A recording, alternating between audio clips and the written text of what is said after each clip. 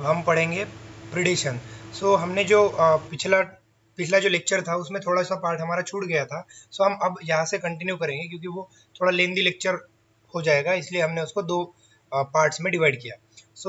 इस लेक्चर का क्या एजेंडा है, प्रिडेशन और जो बाकी के टॉपिक्स। पिछले लेक्चर में हमने क्या देखा था, वार्बलर तक देखा था कि मैकआर्थर का जो एक्सपेरिमेंट है वार्बलर पर, 5 types of warbler and their feeding habit. उससे आगे हम देखते हैं। जिन्होंने वो पार्ट नहीं देखा वो प्लीज जाए, तभी आप उसको कंटिन्यूटी में समझ सकेंगे। ये फर्स्ट है predation. Predation, one species benefit while other is harm. एक स्पीसीज यहाँ पर बेनिफिट होगी और दूसरे को हार्म होगा। Predation and parasitism this both are similar. मतलब किस बारे में सिमिलर, कि एक स्पीसीज को बेनिफिट होगा और दूसरे को हार्म होगा, बस इतना ही similarity. One fish eats and kills another, ये इसका एग्जाम्पल हो गया कि बड़ी फिश छोटी को मार रही है, ये इसका एग्जाम्पल होगा। What would happen to all the energy fixed by the autotrophic organism if community has no animals to eat the plants? अब ये बेसिक क्वेश्चन है कि प्लांट जो एनर्जी फिक्स कर रहे हैं ऑटोट्रोपिक मैकेनिज्म से, कम्युनिटी में कोई भी अगर एनिमल ही नहीं है उन प्लांट को इट करने के लिए, तो उस एनर्जी का क्या होगा, वो एनर्जी डिग्रेड हो जाएगी। और वो एनर्जी डिग्रेड होने के बाद डिकम्पोजर सिर्फ उस पर फीड कर पाएंगे, और डिकम्पोजर्स को बहुत कम एनर्जी लगती है जो कि बाकी ऑर्गेनिज्म है उनसे। वो एनर्जी का हम यूज नहीं कर पाएंगे अगर प्लांट्स जो फिक्स एनर्जी कर रहे हैं उस पर फीड करने वाला कोई ना हो, तो उस एनर्जी का एफिशिएंट यूटिलिज्म, उस एनर्जी को हम इफिशिएंटली यूटिलाइज नहीं कर पाएंगे। ओके, आप यहाँ पे देखिए, can you think of predation as a nature's way of transferring to higher trophic level the energy fixed by the plants? Yes, when we think the predator as prey, most probably it is the tiger and deer that readily come to our mind. But a sparrow eating a seed, any seed, is no less a predator. अब हम यहाँ पे देखेंगे कि ये क्या बोल रहे हैं कि अब हम इस तरह से इसको सोच सकते हैं क्या, कि जो एनर्जी है वो लोअर ट्रॉपिक लेवल से हायर ट्रॉपिक लेवल तक हम लेके जा रहे हैं, किस किस माध्यम से, प्रिडेशन की। ओके, जब हम देख रहे हैं प्रिडेटर एंड प्रे, जब हम प्रेडेटर और प्रे की बात करते हैं तो हमारे माइंड में क्या आता है, most probably tiger and deer. Tiger क्या होगा, प्रेडेटर, और डियर क्या होगा, प्रे। बट जो स्पैरो है उसका हमने एग्जांपल लिया है, लेकिन बहुत बार हम ये नहीं सोचते, लेकिन स्पैरो जो सीड को खा रही है वो भी प्रेडेटर है, वो भी उस पर फीड हो रही है। Although animal eating plant are categorize separately as herbivores, हालांकि हम इनको हर्बिवोर बोलते हैं जो एनिमल प्लांट्स को खाते हैं। They are in the broad ecological context not very different from predators, ये प्रेडेटर से ज़्यादा डिफरेंट नहीं है। Beside acting as conduits for energy transfer across the trophic level, predators play other important role. अब energy के channel के तरह ही ये काम नहीं करते हैं। जो कॉन्डेट्स, मतलब हम चैनल बोलेंगे एनर्जी ट्रांसफर का, ये एनर्जी ट्रांसफर के चैनल के तरह ही काम नहीं करते हैं, बट अदर इम्पोर्टेंट रोल्स भी, अलाइड इम्पोर्टेंट रोल भी ये प्ले करके जाते हैं। अब कौन कौन से रोल वो प्ले कर रहे हैं, they keep pray population under control. अब अगर प्रीडेटर को हम रिमूव कर देंगे तो प्रे का पॉपुलेशन तो एकदम बढ़ेगा, क्योंकि उस पर नेचुरल चेक कोई नहीं है। अब हम यहाँ पे देखेंगे कि यहाँ पर लोकिस्ट का अटैक हो रहा है। अब लोकिस्ट का अटैक क्यों हो रहा है, उसका नेचुरल प्रेडेटर जो स्पैरो है और बाकी के जो अलाइड बर्ड्स है वो तो हमारे अनसस्टेनेबल मॉडल ऑफ ग्रोथ के वजह से हमने उनको खो दिया, बहुत सी उनकी जो संख्या में कमी है वो हो गई है, इसीलिए अब हम लोकिस्ट का खतरा हम महसूस कर रहे हैं। बट इसीलिए हमको इन सब चीज़ों को स्टडी में हम इनकलकेट करते हैं ताकि हम इन सब के चेन के बारे में पढ़ सकें। But for the predators, prey species could achieve very high population densities and cause ecosystem instabilities. अब प्रीडेटर के लिए प्रे स्पीसीज क्या है, वो बहुत ही ज़्यादा पॉपुलेशन डेंसिटी अटेन कर सकते हैं और इकोसिस्टम को इंस्टेबल कर सकते हैं। When certain exotic species are introduced into a geographical area, they become invasive and start spreading fast because the invaded land does not have its natural predators. अब कोई exotic species को हम एक geographical area में introduce कर रहे हैं और वो इन्वेजिव, वो जो एग्जॉटिक स्पीसीज है वो इन्वेजिव बन जाती है और बहुत ही ज़्यादा फास्ट स्प्रेड हो सकती है, और फिर जो इन्वेडेड लैंड जो है वो नेचुरल प्रेडेटर के लिए जगह ही नहीं होगी उसमें। ठीक है, तो इस तरह से वो अनसस्टेनेबली जब हम इन चीज़ों को यूज करते हैं तो इस तरह के हैवॉक हो सकते हैं। तब हम यहाँ पे देखेंगे कि किस तरह से अगर हम एक्सोटिक स्पीसीज को इंट्रोड्यूस करने के बाद किसी गिवन जोग्राफिकल एरिया में वो अगर इन्वेजिव बन जाती है और बहुत ज़्यादा एरिया ऑक्यूपाई कर लेती है, सो उसका क्यों क्यों वो बहुत ज़्यादा एरिया एक्वायर करेगी, क्योंकि उसका नेचुरल प्रेडेटर ही नहीं है ना। अगर उसका नेचुरल प्रेडेटर नहीं है तो उसको चेक में रखना बहुत ही इम्पॉसिबल है, मतलब नियर टू इम्पॉसिबल है। ओके, जब हम प्रिकली पेयर कैक्टस के बारे में पढ़ेंगे, द प्रिकली पेयर कैक्टस ये एक एग्जांपल है किस तरह से एक्सोटिक स्पीसीज का इंट्रोडक्शन होता है और फिर उसका हैवॉक होता है। The prickly pair cactus introduce into Australia in nearly 1920s। Australia में इसको अर्ली 1920s में इंट्रोड्यूस कर दिया गया था। इसने हैवॉक क्रिएट किया, बहुत ही ज़्यादा मिलियंस ऑफ हेक्टर में ये स्प्रेड हो गया। जो कि खाली ज़मीन थी वो मिलियंस ऑफ हेक्टर में यहाँ पर ये स्प्रेड हो गया। फाइनली इन्वेजिव कैक्टस को फिर हम किस तरह से कंट्रोल में लाते हैं, वो उसको कंट्रोल में लाया गया by introducing cactus feeding predator. Cactus feeding predator मतलब moth from its natural habitat was introduced into the country. उसके नेचुरल हैबिटेट से हमने उसको ऑस्ट्रेलिया में फिर इंट्रोड्यूस किया। तो आप देखेंगे कि अगर नेचुरल प्रेडेटर नहीं है तो किस तरह से एक्सोटिक स्पीसीज हैवॉक कर सकती है। सो ये सब हमारे लिए केस स्टडीज है, ताकि हम अगर ऐसा कोई करने के बारे में सोचते हैं तो इसकी क्या हैवॉक हो सकते हैं, इसके लिए एक केस स्टडी है। अब हम देखेंगे, ये देखिए डायग्राम, ये है प्रिकली पेयर कैक्टस। अब क्या आप अगर आप पुणे में रहते हैं और आप फर्ग्यूसन या उसके आसपास गए हैं, Deccan college, Deccan education society या फिर उधर या फिर एफसी रोड पर गए हैं, उसके पीछे जो वडरवाड़ी का एरिया है उसके पास एक पहाड़ है जो डेक्कन जो फर्ग्यूसन कॉलेज का ही है, वहाँ पे आप इस प्रिकली पेयर कैक्टस को देख सकते हैं। वहाँ पे बहुत कुछ है देखने के लिए, लेकिन आप स्टडी रिलेटेड पॉइंट पर ही अगर ज़्यादा ध्यान दे तो अच्छा होगा, क्योंकि वो बहुत अन्य कारणों के लिए भी चर्चा में है और चर्चा में बार बार रहता है। तो फिर आप ये देखेंगे, ये दूसरा ये क्या देखेंगे आप, इस पिक्चर में आप देख रहे हैं कि उसका जो नेचुरल प्रेडेटर है उसको हमने इंट्रोड्यूस किया और उसके जो मॉथ के जो लार्वी है वो इस तरह से इसमें मल्टीप्लाई होते हैं और इसको पूरी तरह से मतलब नियर टू द डेथ उसको पूरा खोखला कर देंगे और उसको मार देंगे। ये है वो मौत। ओके, ये है वो मौत।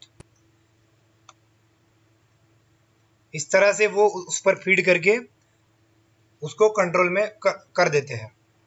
आप और एक पिक्चर देखेंगे आप इसका तो आपको और क्लियर हो जाएगा। ये नेचुरल कैमरा से क्लिक किया हुआ पिक्चर है। देखिए थोड़ा ब्लर है मगर इसमें आपको क्लियर हो जाएगा कि किस तरह से ये लार्वी ने इसको डिस्ट्रॉय कर दिया है, मौत लार्वी ने। ओके, सो आगे बढ़ते हैं। Biological control methods adopted in agricultural pest control are based on ability of predator to regulate the prey population. Biological control method जो है agricultural pest control में जिसको हमने अडॉप्ट किया है are based on the ability of predator to regulate the prey population. So ये किस पर बेस्ड है? Based on the ability of predator to regulate prey population. So ये है biological control methods, जिसको हम जो एग्रीकल्चर साइंटिस्ट है, एग्रीकल्चरल साइंटिस्ट है या फिर एग्रीकल्चर डिपार्टमेंट में जो लोग काम करते हैं वो अक्सर इन मेथड्स को यूज करते रहते हैं। और वो किस पर बेस्ड होती है? Ability of predator to regulate the prey population. These are based on the ability of predator to regulate prey population. Predators also help in maintaining species diversity in a community by reducing the intensity of competition among the competing prey species. Predator क्या करते हैं? Help करते हैं in maintaining species diversity in community. So अब हम देखेंगे कि predator हमेशा हार्मफुल ही होते हैं क्या? नहीं, प्रीडेटर क्या करते हैं? स्पीसीज डाइवर्सिटी को कम्युनिटी में स्पीसीज डाइवर्सिटी को मेंटेन करने के लिए बहुत एक नेचुरल चेक की तरह काम करते हैं। क्यों? ये वो क्या करेंगे? कंपटीशन को रिड्यूस करेंगे, क्योंकि वो प्रे पर फीड करेंगे तो प्रे की पॉपुलेशन कम होगी। प्रे की पॉपुलेशन अगर कम होगी तो उनमें जो कंपटीशन है उसकी इंटेंसिटी कम होगी। अमंग द प्रे स्पीसीज में जो कंपटीशन होती है उसकी intensity. In the rocky intertidal communities of the American Pacific coast the starfish Pisaster is an important predator. अब यहाँ पर इंटरटाइडल कम्युनिटीज, अब हमने इंटरटाइड क्या होता है वो हमने पढ़ा है। सो अगर आपको नहीं पता तो पिछले लेक्चर में आपको क्लियर हो जाएगा। Intertidal communities of the American Pacific coast the starfish Pisaster is an important predator in the field experiment When the starfish were removed from the enclosed intertidal area, more than 10 species of invertebrates become extinct within a year because of interspecific competition. अब ये case studies है।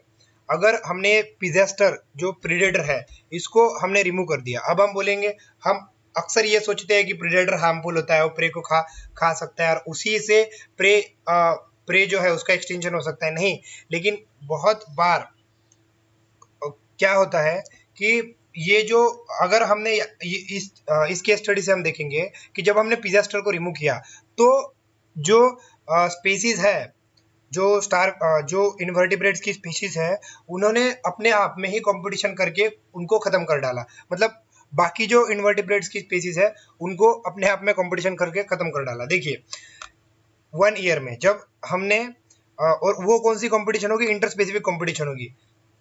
Okay, interspecific competition between invertebrates. So ये है starfish पिजेस्टर।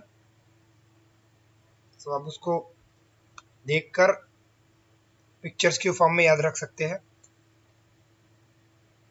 देखिए ये पिजेस्टर ने, मतलब अगर हमने प्रीडेटर को, अगर हम नेचुरल प्रीडेटर को रिमूव करते हैं तो इस तरह से हैवक हो सकता है। मतलब ऐसा नहीं है कि प्रीडेटर ही प्रे स्पेसिस को अनसस्टेनेबली खा के खत्म कर सकता है। अगर आप प्रीडेटर को भी निकाल देंगे तो आप देखेंगे कि 10 स्पीसीज ऑफ इन्वर्टिब्रेट्स वो इंटरटाइडल एरिया से गायब हो गए। इंटरटाइडल एरिया क्या होता है, फिर से मैं एक बार रिपीट कर देता हूँ। देखिए इंटरटाइडल एरिया ये होता है कि अगर समंदर में या फिर कोई भी वाटर बॉडी हो उसमें 2 पॉइंट होते हैं। एक जहाँ पे जब सबसे ज्यादा अगर समंदर में पानी हो तो वहां तक पानी पहुंच सकता है, ये हो गया हाई टाइड एरिया। और यहाँ पे लो टाइड एरिया, जहाँ पे जब सबसे कम पानी होगा तब वाटर जहाँ तक पहुंच सकेगा वो एरिया। अब आप यहाँ पे देखेंगे, एक मिनट कलर चेंज कर देता हूँ। अब हम यहाँ पे देखेंगे कि ये जो एरिया है ये हाई टाइड और लो टाइड के बीच का, इसको हम बोलेंगे inter tidal area.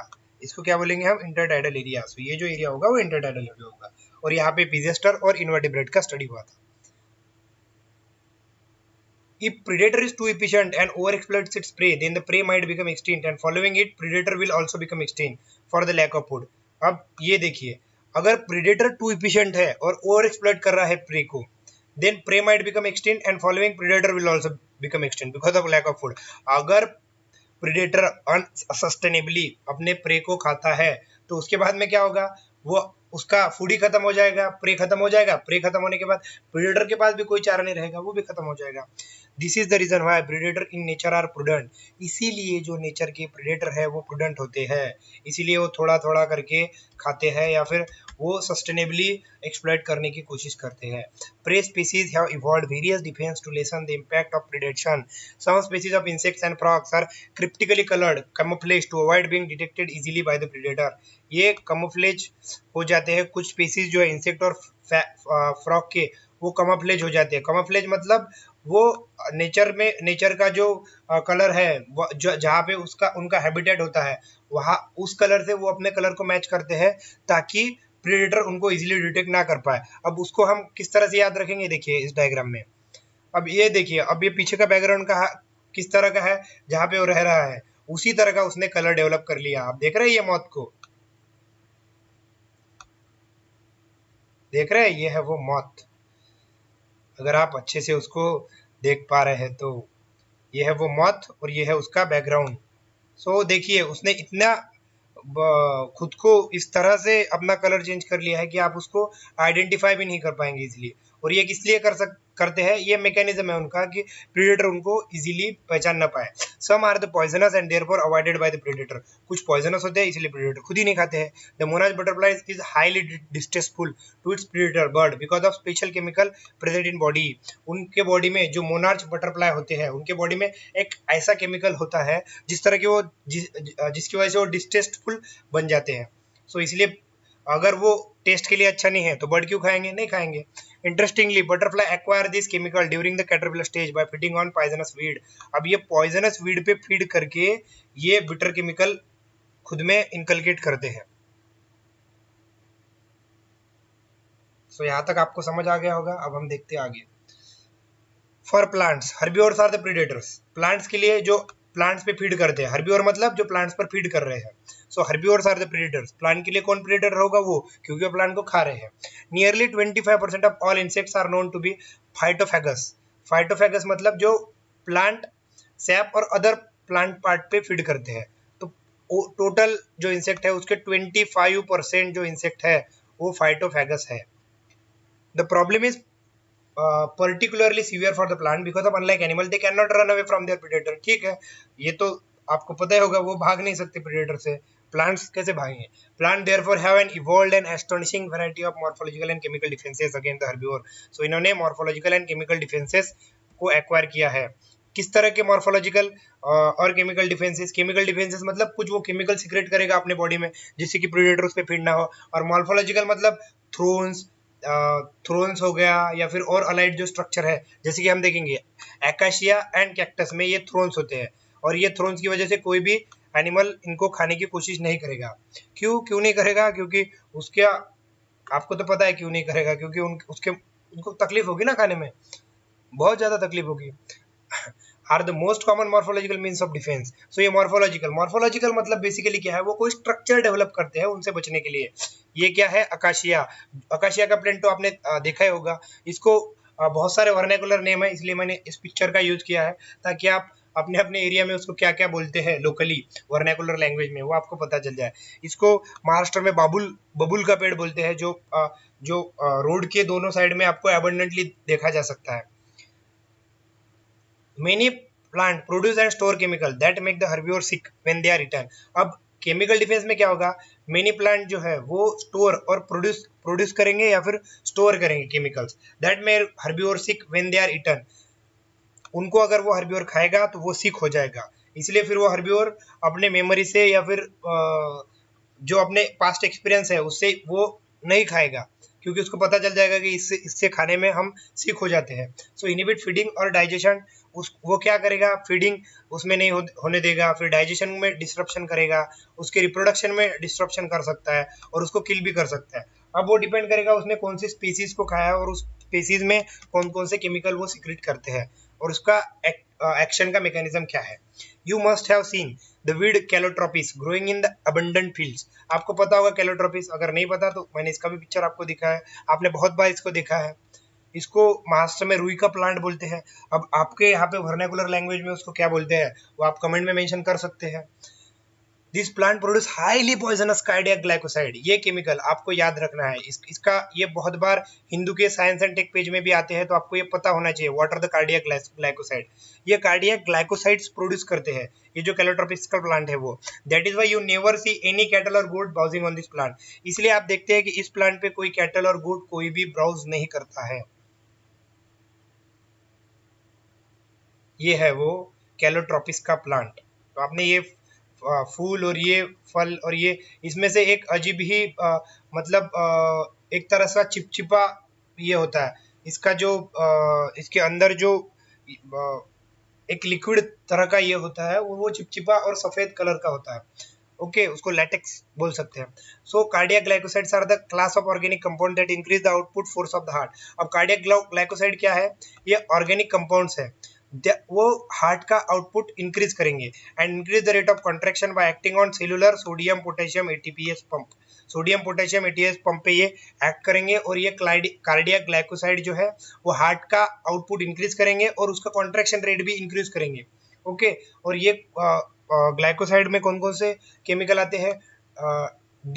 Digoxin, डिजिटोनिन, digitoxin.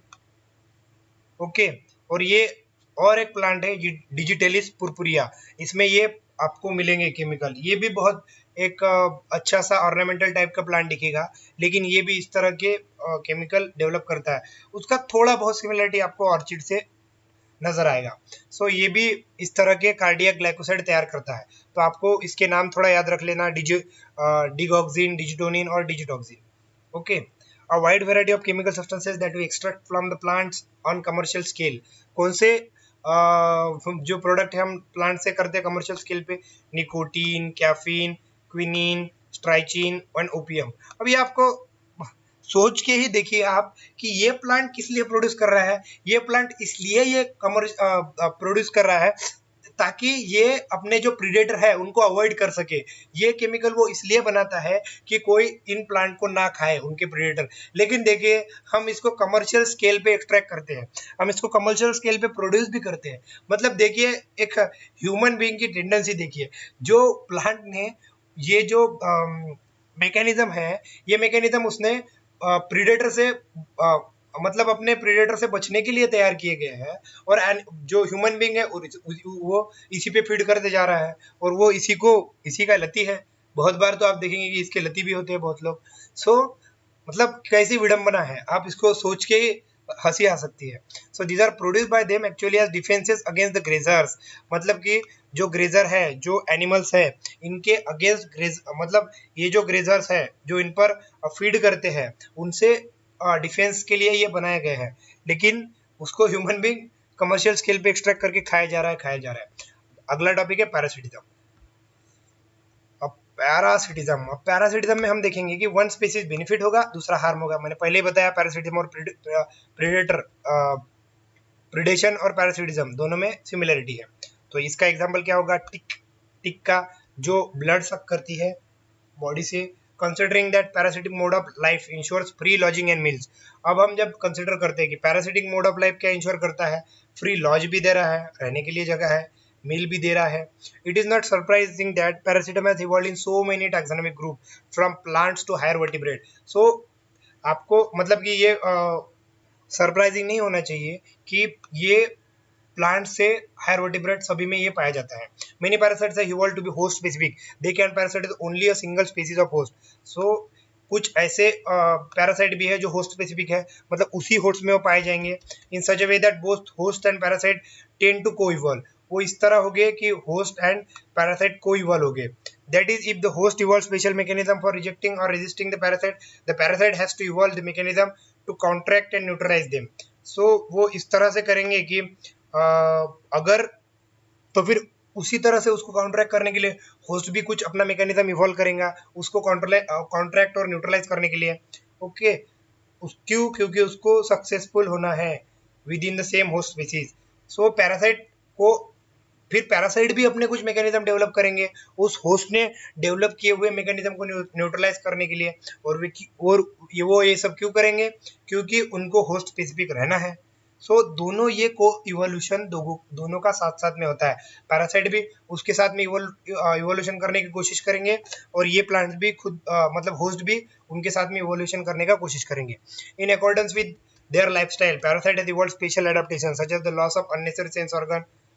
सो लाइफस्टाइल के हिसाब से in accordance with their lifestyle parasite has evolve special adaptation such as loss of unnecessary sense organ. अब उनकी लाइफस्टाइल क्या है उस हिसाब से वो अपने अपने सेंस ऑर्गन लॉस करते जाएंगे। जैसे कि presence of the adhesive organ. Adhesive organ क्यों? क्योंकि उनको अधेर होकर रहना पड़ रहा है। Suckers and cling on the host. Loss of the digestive system and higher reproductive capacity. वो क्या करेंगे? डाइजेस्टिव सिस्टम को लॉस करेंगे और रिप्रोडक्टिव कैपेसिटी को लॉस करेंगे। The life cycle of the parasites are often complex, involving one or two intermediate hosts or vector to facilitate the parasitization of its primary host। Life cycle जो है parasites की ये बहुत बार आपको complex तरह की देखने को मिलेगी जिनमें एक या दो इंटरमीडिएट होस्ट होंगे। To facilitate parasitization of primary host, the human liver fluke, a termitoid parasite, depends on two intermediate hosts, a snail and a fish। अब देखेंगे कि ह्यूमन लिवर फ्लूक जो है जो आपको ह्यूमन में पाया जाता है, एक टर्मेटोड पैरासाइट है, वो दो इंटरमीडिएट होस्ट पे डिपेंड करेगा उसकी लाइफ साइकिल कंप्लीट करने के लिए। सो इनकी लाइफ साइकिल कॉम्प्लेक्स होती है, इसमें दो से ज़्यादा इंटरमीडिएट होस्ट होंगे। होस्ट मतलब जिनमें वो मल्टीप्लाई हो रहा है, या फिर वेक्टर होंगे। वेक्टर मतलब वो सिर्फ ट्रांसफर करने का काम करते हैं। To facilitate the parasitisation of its primary host. तो उनका एक प्राइमरी होस्ट होगा और बाकी के जो होंगे वो सेकेंडरी टर्शियरी होस्ट होंगे। मतलब उसमें वो मेन उसकी लाइफ साइकिल का ज़्यादा पार्ट वो नहीं दिखाता होगा। सो ये जो है ये इंटरमीडिएट होस्ट किस लिए होते हैं? ताकि वो प्राइमरी होस्ट तक उनको ले जा सके और उनको फैसिलिटेट करे वहाँ तक पहुँचने के लिए। सो The malarial parasite needs a vector mosquito to spread the other host. The malarial parasite needs a vector। अब मलेरियल पैरासाइट पता है आपको, मलेरिया का पैरासाइट क्या होता है? प्लाज्मोडियम। और वो प्लाज्मोडियम को क्या चाहिए? वेक्टर चाहिए, मॉस्किटो बाकी के होस्ट में उसको पहुंचाने के लिए। सो आप देखेंगे majority of the parasite harm the host, they may reduce the survival. Majority of parasite क्या करते हैं, होस्ट को हार्म करते हैं, उनका सर्वाइवल भी रिड्यूस करते हैं, उनका ग्रोथ भी रिड्यूस करते हैं, रिप्रोडक्शन पे भी उनकी इम्पैक्ट करते हैं, and reduce its population density, उनकी पॉपुलेशन डेंसिटी को भी रिड्यूस करते हैं। They might render the host more vulnerable to predation by making it physically weak, वो जो है प्रे को मोर वल्नरेबल करेंगे प्रेडेशन के लिए, उसको फिजिकली वीक करके। ओके, सो आपको देखना पड़ेगा कि पैरासाइट जो है वो किस तरह से हार्म करते हैं होस्ट को, उसका सर्वाइवल, ग्रोथ, रिप्रोडक्शन को भी वो इम्पैक्ट करते हैं। और उसके अगर ये इन सब पे इम्पैक्ट पड़ रहा है तो ऑब्वियस है उसकी पॉपुलेशन डेंसिटी पे भी इम्पैक्ट पड़ेगा ही। सो वो होस्ट को मोर वल्नरेबल करेंगे by making it physically weak, उसको फिजिकली वीक करके। Do you believe that an ideal parasite should be able to thrive within the host without harming it? क्या आपको लगता है कि आइडियल पैरासाइट जो है वो होस्ट में रहेगा बिना उसको हार्म किए? क्या आपकी राय क्या हो सकती है इसमें? Then why didn't natural selection lead to the evolution of totally harmless parasite? So natural selection इस तरह से एक्ट क्यों नहीं करता कि वो टोटली हार्मलेस पैरासाइट को डेवलप करे? सो आइडियल पैरासाइट जो होगा वो उसको हार्म करके बिना उसमें रहेगा, लेकिन ऐसा नहीं होता है। अब आप देखेंगे कभी कभी दोनों भी को इवॉल्व करेंगे, पैरासाइट और वो, लेकिन पैरासाइट का काम ही यह है कि वो होस्ट को हार्म करे। अगर वो होस्ट को हार्म नहीं कर रहा है तो हम उसको पैरासाइट नहीं बोलेंगे, तो वो फिर दूसरे इंटरेक्शन में चला जाएगा, उसको हम पैरासिटिज्म नहीं बोलेंगे।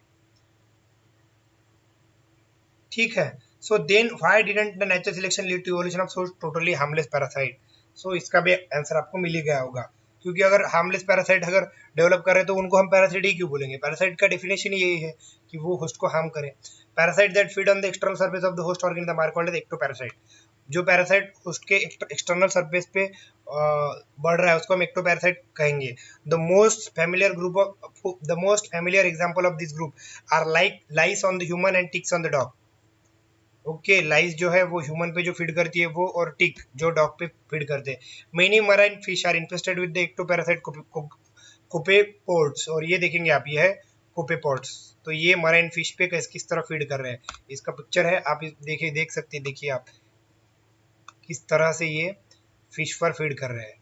इसके बहुत सारी वेराइटीज है, ये आप पिक्चर में देख सकते हैं, ये बहुत सारे कोपेपोड्स की वेराइटीज है। Cuscuta, a parasitic plant that is commonly found growing on the hedge plant.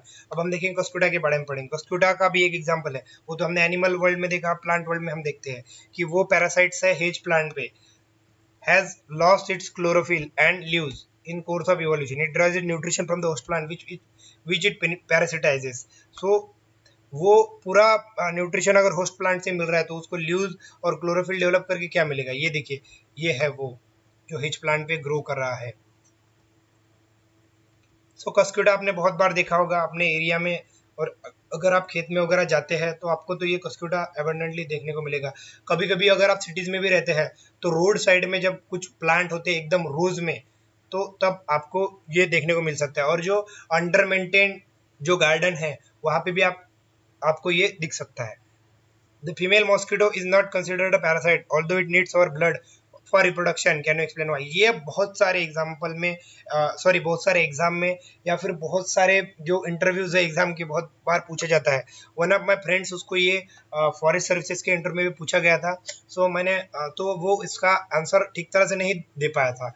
तो जब हम एनसीईआरटीज नहीं पढ़ते हैं, जब हम, तो कहीं ना कहीं हम हमारे कंसेप्ट को कॉम्प्रोमाइज करते हैं। सो हमको इन सब कंसेप्ट को अच्छे से देखना पड़ेगा, इन सब कंसेप्ट को अच्छे से समझना पड़ेगा। सो मॉस्किटो को हम क्यों पैरासाइट नहीं कंसिडर करते हैं? सो पैरासाइट और प्रीडेटर को हमको डेफिनेशन समझनी पड़ेगी। अब प्रीडेटर क्या होता है? प्रीडेटर और पैरासाइट में जो बेसिक डिफरेंस है उसको हमको पहले समझना पड़ेगा, उसको कंसेप्चुअली समझ के लेना पड़ेगा। सो फर्स्ट हम देखेंगे प्रीडेटर। प्रीडेटर क्या होता है? प्रीडेटर एक बड़ा सा ऑर्गेनिज्म होता है जो स्ट्रांग होता है, अजाइल होता है, और वो जो है वो एक एपिसोडिक इंटरेक्शन में, वो बार बार उसके कॉन्टेक्ट में नहीं, एक शॉर्ट एपिसोडिक इंटरेक्शन में बहुत सारा लार्ज क्वांटम ऑफ एक्सप्लॉइटेशन करेगा। जैसे कि आप देखिए काऊ एक ही बार में बहुत सारा ब्राउजिंग करके चली जाती है, तो वहां पे काऊ जो है वो होगा प्रीडेटर, और ग्रास पर वो फीड कर रही है। तो एक ही उसके शॉर्ट एपिसोडिक इंटरेक्शन में बहुत सारा खा के चली जाएगी। तो ये क्या है वो, तो ये है प्रीडेटर, समझ गए। तो प्रीडेटर का ये आप इसमें प्रीडेटर में देख सकते हैं कि प्रीडेटर में फिर इसके कैरेक्टरिस्टिक क्या हो रहे हैं। सबसे पहले तो ये स्ट्रांग होंगे, अजाइल होंगे, और ये एक शॉर्ट एपिसोडिक इंटरेक्शन में बहुत सारा लार्ज क्वांटम ऑफ जो चंक है वो खा के चले जाएंगे। लेकिन पैरासाइट ऑन द कॉन्ट्री, पैरासाइट क्या होगा, शॉर्ट होगा, वीक होगा, और इंटीमेटली कांटेक्ट में रहेगा, मतलब परसिस्टेंटली वो होस्ट के कांटेक्ट में रहेगा। जैसे कि आप देखेंगे कि जैसे कि टिक है, या फिर जो जैसे कस्क्यूटा है, ये कंटिन्यूसली कांटेक्ट में रहते हैं होस्ट के, ताकि इनको कंटिन्यूसली जो सप्लाई ऑफ न्यूट्रिएंट्स है वो इंश्योर हो सके। कुछ अब पैरासाइट में आपको पता है कुछ एक्टोपैरासाइट है, एक्टोपैरासाइट मतलब जो बाहर फीड करते हैं, कुछ एंडोपैरासाइट है जो होस्ट के अंदर फीड करते हैं। तो इस तरह से पैरासाइट के टाइप हो गए और इसके कैरेक्टरिस्टिक हो गए। तो हमको ये देखना पड़ेगा कि अब मॉस्किटो कहाँ पे आएगा, यहाँ पे ये प्रेडेटर में आएगा, पैरासाइट में आएगा। अब आप देखेंगे कि predator mostly larger, stronger and agile, okay. Parasite क्या होगा, स्मॉलर एंड वीकर। तो आपको देखना पड़ेगा। अब आप बताइए कि मॉस्किटो किस में आएगा, सोचिए सोचिए। आप अगर ये करेंगे तो एक मैं एक्टिविटी बताता हूँ, आप 30 सेकंड के लिए वीडियो को पॉज करें और इस जो मैंने ये जो कैरेक्टरिस्टिक बताया है उससे आप देखिए कि मॉस्किटो को आप किस में क्लासीफाई कर सकते हैं। ओके, सो आपका टाइम खत्म होता है अब। सो आप वीडियो को पॉज करें और फिर बाद में उसको देखिए, फिर मैं आपको अब उसको एक्सप्लेन करता हूँ। We can't classify mosquito as predator as well as parasite. हम मॉस्किटो को प्रेडेटर या पैरासाइट दोनों में किसी में क्लासीफाई नहीं कर सकते। क्यों नहीं कर सकते? पैरासाइट, पैरासाइट में क्यों नहीं कर सकते? It doesn't show prolong and intimate contact but a smaller and weaker. Prolong and intimate contact नहीं है उसका, लेकिन वो स्मॉलर और वीकर है। मॉस्किटो का साइज आपको पता है, स्मॉल है, वीक है, लेकिन प्रोलॉन्ग एंड इंटीमेट कॉन्टैक्ट नहीं है, तो इसलिए हम उसको पैरासाइट नहीं बोल सकते। आप प्रेडेटर क्यों नहीं बोल सकते? क्योंकि एक it feed in short episodic interaction, ये शॉर्ट होना चाहिए, यहाँ पे करेक्ट करना। It feed in short episodic interaction but quantum of exploitation is less. Short episodic interaction में तो कर रहा है, लेकिन काऊ की तरह लार्ज क्वांटम ऑफ एक्सप्लॉइटेशन नहीं कर रहा है। अगर लार्ज क्वांटम ऑफ एक्सप्लॉइटेशन नहीं कर रहा है तो हम उसको प्रेडेटर भी नहीं बोल सकते। Also it is not larger and stronger, तो ये लार्ज और स्ट्रॉन्ग भी नहीं है। In contrast endoparasite are those that live inside the host body at different site, liver, kidney, lungs, red blood cell etcetera. So endoparasite ऐसा parasite है जो liver में, किडनी में, लंग्स में, ब्लड सेल में रहता है, जो एंडोपैरासाइट है। The life cycle of endoparasite are more complex because of their extreme specialization. उनका एक्सट्रीम स्पेशलाइजेशन होता है, इसलिए उनकी लाइफ साइकिल कॉम्प्लेक्स होती है। एक्सट्रीम स्पेशलाइजेशन क्यों होगा? क्योंकि उसको रहने के लिए जो ऑर्गन चाहिए वो डेवलप करेगा और बाकी के ऑर्गन वो लॉस कर देगा। और वो एक्सट्रीमली स्पेशलाइज होता है एंडोपैरासाइट, क्योंकि उसको पता होता है उसको कहाँ पे रहना है, किस ऑर्गन में रहना है। वो उसी तरह से अपने कैरेक्टरिस्टिक और अपने ऑर्गन वो डेवलप करते जाता है। Their morphological and anatomical features are greatly simplified while emphasizing their reproductive potential. वो क्या करेंगे? मॉर्फोलॉजिकल एंड एनाटॉमिकल फीचर को सिंप्लीफाई करेंगे, और वो जो एनर्जी उनकी बचती है मॉर्फोलॉजिकल और एनाटॉमिकल फीचर डेवलप करने के लिए जो एनर्जी लगती है, वो क्या करेंगे? वो अपने रिप्रोडक्टिव पोटेंशियल को एम्फसाइज करने में उस एनर्जी को लगाएंगे। अब हम देखेंगे brood parasitism. Brood parasitism in birds is an fascinating example of parasitism in which parasite bird lays egg in the nest of the host and lets the host incubate them। अब ये brood parasitism बहुत ही कमाल का, एकदम कमाल का, मतलब एक नेचर ने डेवलप किया कमाल का पैरासिटिज्म का एक एग्जांपल है।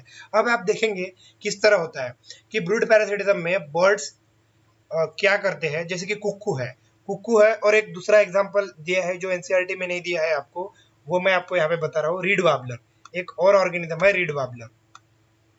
सो एक और ऑर्गेनिज्म मतलब वो क्रो के लिए मैं आपको बताता हूँ किस तरह से है। देखिए, एक कुक्कू होता है, कुक्कू जो है वो एकदम ही मतलब कि उसका आवाज ही सिर्फ सुंदर होता है, लेकिन वो बहुत ही कमीना, मतलब कि एकदम ही निहायत ही दर्जे का कमीना ऑर्गेनिज्म होता है। वो क्या करता है? मतलब वो खुद अपने जो यंग वंस है उनको फीड भी नहीं करेगा, वो खुद के यंग वंस के जो एग्स है उनको इनक्यूबेट भी नहीं करेगा। मतलब ये सब वो दूसरों से करवाता है, कभी कभी दादागिरी करके, या कभी कभी कॉमोफ्लेज करके, या उन ऑर्गेनिजम्स को बुद्धू बना के। अब आप देखेंगे कि एक नेस्ट में ये क्या करते हैं, अपने अंडे जो है कुक्कू जो होते हैं वो अपने अंडे या तो रीड वार्बलर, एक मिनट, एक गंदा सा थोड़ा, ये क्या करते हैं, ये अपने अंडे कहाँ पे देते हैं, या तो रीड वार्बलर के घोंसले में देंगे, रीड वार्बलर के घोंसले में देंगे, या फिर ये अपने अंडे क्रो के घोंसले में देंगे। सो ये किस तरह से उनको मतलब कि बुद्धू बनाते हैं देखेंगे। ये जो नेस्ट है इसमें ये क्या कर रहे हैं, अगर कोई ऑर्गेनिज्म है, समझो कि क्रो है, पहले हम रीड वार्बलर को समझते हैं। रीड वार्बलर की इसमें जब ये अंडे देते हैं तो वो ये इंश्योर करते हैं कि अपने अंडे वो रीड वार्बलर के अंडे जैसे हो, ताकि वो रीड वार्बलर उसको पहचान ना पाए। मेल क्या करता है, वो मेल उस घोंसले की तरफ देखते रहता है, उसकी जासूसी करते रहता है, और वहां पे उनको थ्रेटन करके भगाने की कोशिश करता है। जब वो अंडे देते हैं तब वहां से उस घोंसले से जो मेल और फीमेल है, वहां पे ज्यादातर फीमेल होती है जो अंडों की देखभाल करती रहती है। तो ये मेल क्या होता है, ये जो मेल कोयल होता है वो जाएगा और उनको भगाएगा, उसके फीमेल को भगाएगा, थोड़ा दूर भगाएगा, ताकि ये जो फीमेल कोयल है वो जाके धीरे से अपना अंडा रख दे। और वो अंडा कैसे रखती है, वहां पे जब वो अंडा रखती है तो वहां उनका एक अंडा दूर कहीं जाके गिरा के आती है, ताकि उनको पता ना चले।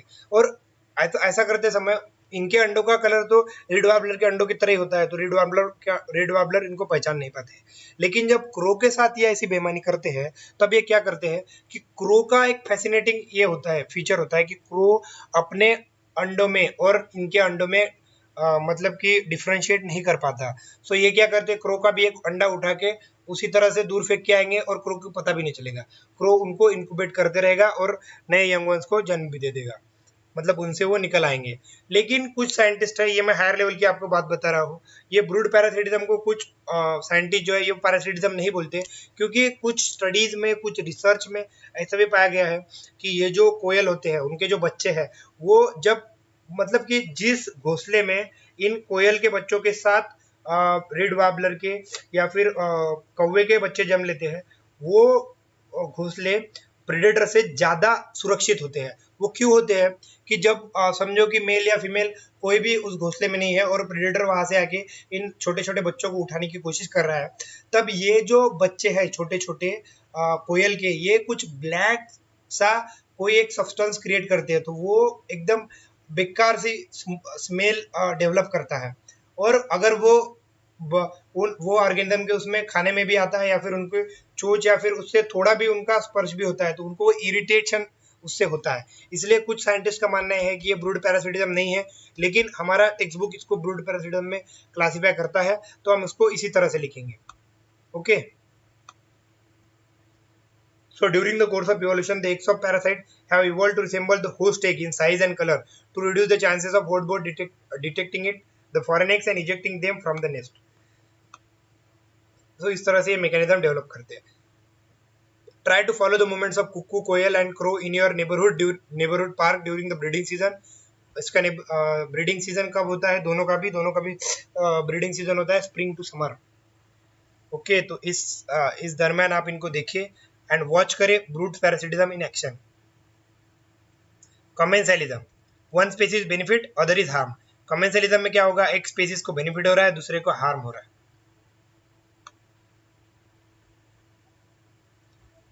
एक अलग तरह का रिलेशनशिप है जहां पे एक स्पीसीज को बेनिफिट हो रहा है, दूसरे को हार्म हो रहा है। In this interaction in which one species benefit and other is neither harm nor benefited.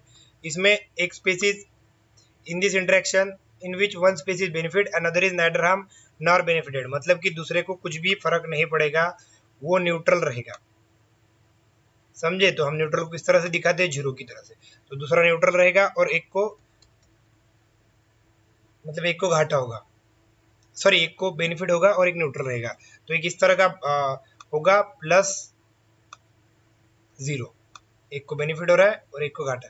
और वो अमेंसलिज्म में होता है कि एक को घाटा होता है वो और दूसरे को न्यूट्रल होता है। ठीक है, तो अब हम देखेंगे an orchid growing and as an epiphyte on a mango branch and barnacles growing on the back of the veil benefit while neither the mango tree nor the veil drives any apparent benefit. Orchid growing as an epiphyte on mango branch, और orchid epiphyte की तरह grow हो रहा है mango branch पे, and barnacles growing on the back of the whale benefit while neither of the mango tree nor the veil derives any apparent benefit. ये जो है इसमें क्या हो रहा है कि ऑर्चिड जो है वो मैंगो प्लांट पे ग्रो हो रहा है और बार्नेकल जो है वो वेल वेल के बैक पे ग्रो हो रहा है। सो इससे क्या है, दोनों को बेनिफिट हो रहा है, ऑर्चिड को और बार्नेकल को, लेकिन मैंगो ट्री और जो वेल है वो न्यूट्रल रह रहा है। सो इस तरह से दोनों को बेनिफिट हो रहा है, ये दोनों न्यूट्रल है, इसलिए कौन सा रिलेशनशिप कमेंसलिज्म हो गया। देखिए आप, ये ऑर्चिड ग्रो हो रहा है मैंगो प्लांट, ठीक है। तो इस तरह से ये अपना जो मैकेनिज्म है वो इस तरह से इवॉल्व कर दी। ये वो था ऑर्चिड, वो इपीपाइट की तरह ग्रो कर रहा था मैंगो ब्रांच में।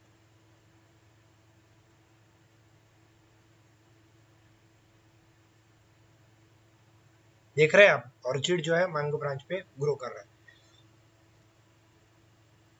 और ये फिश वाला भी देखते हैं कि फिश किस तरह से, ये देखिए फिश पर ये बार्नेकल ग्रो हो रहे हैं, ये है बार्नेकल और ये फिश की बॉडी।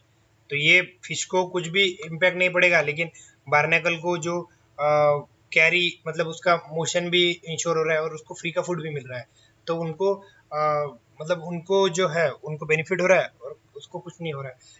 अब यहाँ पे देख रहे हैं आप, ये है बर्ड्स और ये है काउ।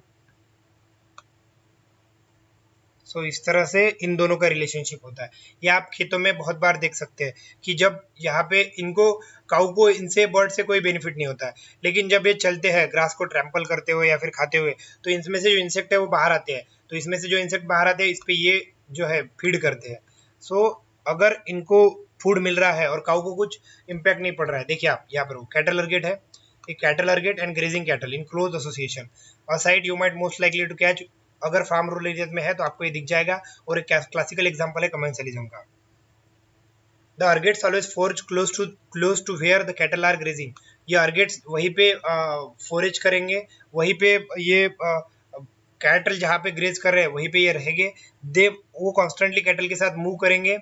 क्यों? क्योंकि वेजिटेशन से जो कैटल का जो मूवमेंट है उसकी वजह से वेजिटेशन से जो इंसेक्ट आएंगे उन पर ये फीड करेंगे। और अगर ये इस तरह से नहीं करते हैं तो वो अर्गेट को ये इंसेक्ट कैच करने में बहुत तकलीफ होती है, मतलब वो इस तरह से उनको कैच नहीं कर पाएंगे।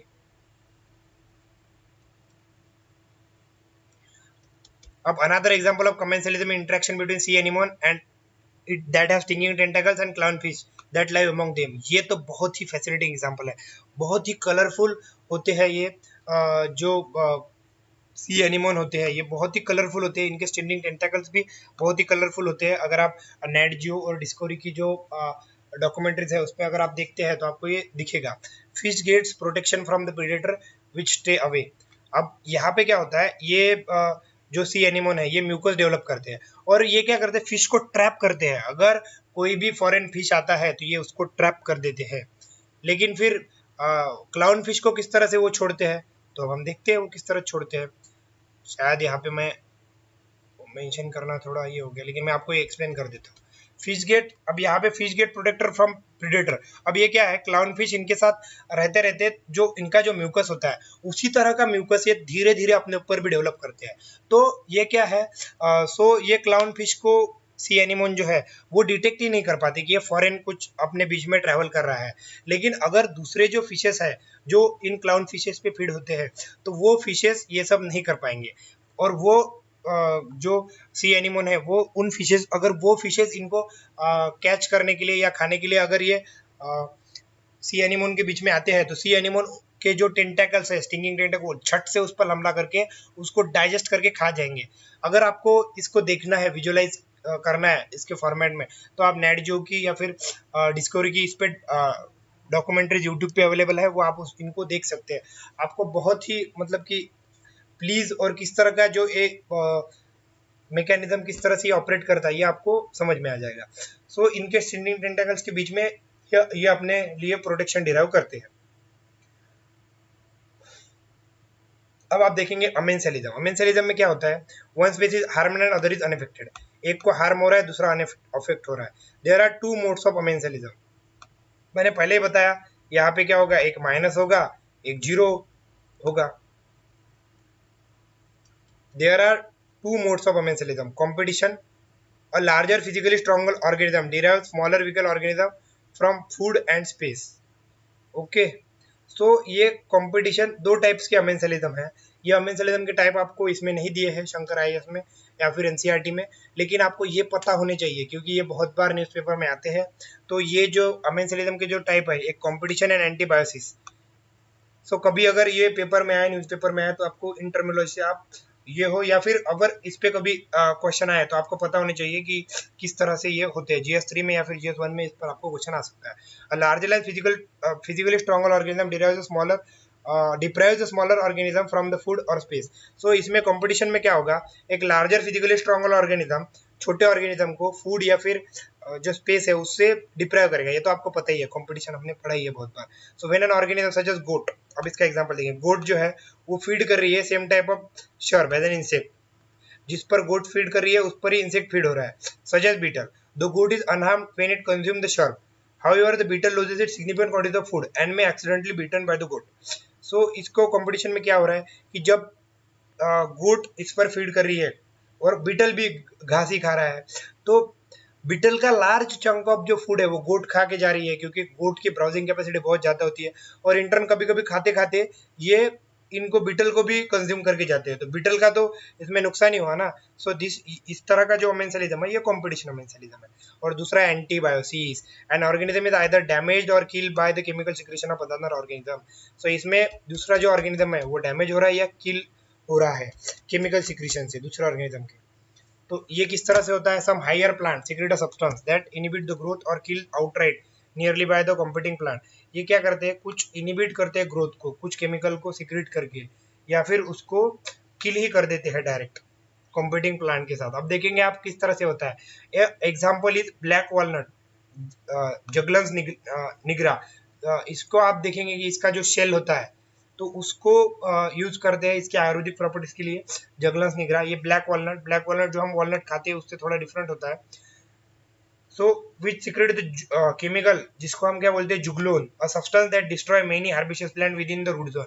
सो इसके रूट जोन में जो बहुत सारे हर्बेशियस प्लांट ग्रो होते हैं उनसे कंपटीशन कम करने के लिए जुगलोन नाम का केमिकल इनके रूट सीक्रेट करते हैं, ताकि इसके आजू बाजू में कोई कंपीटिंग प्लांट्स ग्रो ना हो सके। ठीक है, तो आपको इस तरह से देखना पड़ेगा कि ये किस तरह से अपने जो प्लांट्स है उसको डेवलप करने की कोशिश करते हैं। अब आप देखेंगे इसको क्या बोलते हैं, इस मैकेनिज्म को अलीलोपैथी। अगर आप एग्री आपने कभी पढ़ा है या फिर बॉटनी पढ़ा है तो उसमें ये टर्म को यूज किया जाता है कि अगर कोई प्लांट अपने रूट्स के आसपास अगर बचने के लिए, दूसरे हर्बिशियस प्लांट से बचने के लिए कोई केमिकल अगर सीक्रेट करता है और उन हर्बिशियस प्लांट की ग्रोथ को इनहिबिट करता है तो उसको अलीलोपैथी हम बोलते हैं। Neutralism, there is no benefit no harm to either species. Neutralism में दोनों स्पीसीज को बेनिफिट भी नहीं है हार्म भी नहीं है। यहाँ पे दोनों को क्या हो रहा है, जीरो जीरो, दोनों को बेनिफिट भी नहीं है हार्म भी नहीं है आइदर स्पीसीज को। Perhaps in some interspecific interaction the cost and benefits experience by each of the partners are exactly the same, so they sum to zero. So दोनों को, अब ये न्यूट्रलिज्म कमाल का एग्जांपल है। और जो थोड़ा सा इसमें एलिलोपैथी में बता देता हूँ कि बहुत से प्लांट होते हैं जिसमें एलिलोपैथी काम करती है और आपको पता नहीं होगा। पाइसम सटाइवम, जिसको मेंडलियन पी भी बोलते हैं, जिसने मेंडल ने जिस पे एक्सपेरिमेंट किया था, वो भी प्लांट इस तरह की केमिकल सीक्रेट करता है। हमारा जो नीलगिरी का प्लांट होता है यूकेलिप्टस, वो भी इस तरह के केमिकल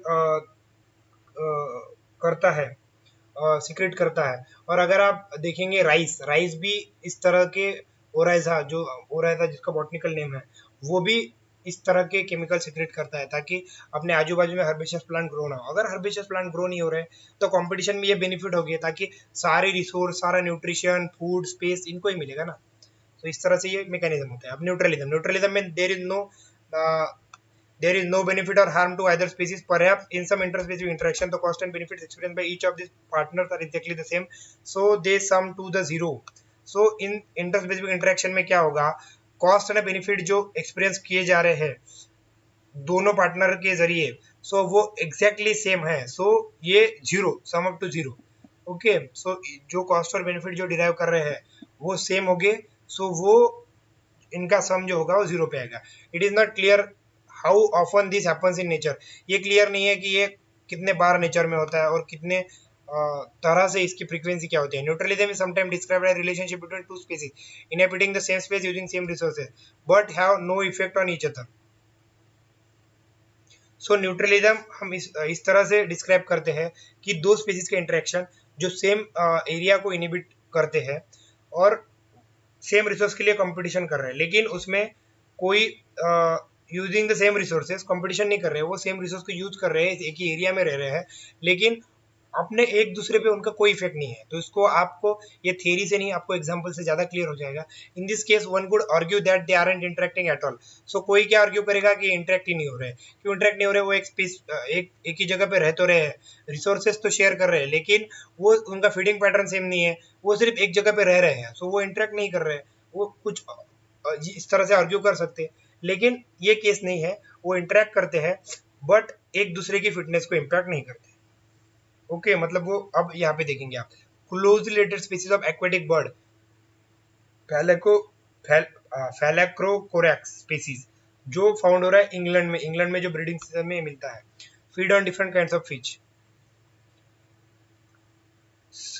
ये डिफरेंट काइंड ऑफ फिश पे फीड करेंगे। ये जो दोनों स्पीसीज है ये अलग काइंड ऑफ फिश पे फीड करेगा, ये अलग काइंड ऑफ फिश पे फीड करेगा। सो इसमें क्या होगा? कंपटीशन ही नहीं होगा। सो इस तरह से ये इंटरेक्ट कर रहे हैं नहीं कर रहे हैं ये भी डिबेटेबल क्वेश्चन है, लेकिन हम बोलते हैं कि वो इंटरेक्ट कर रहे हैं लेकिन एक दूसरे पे कोई। अब हम दूसरा देखेंगे interaction between tiger and herbaceous plant.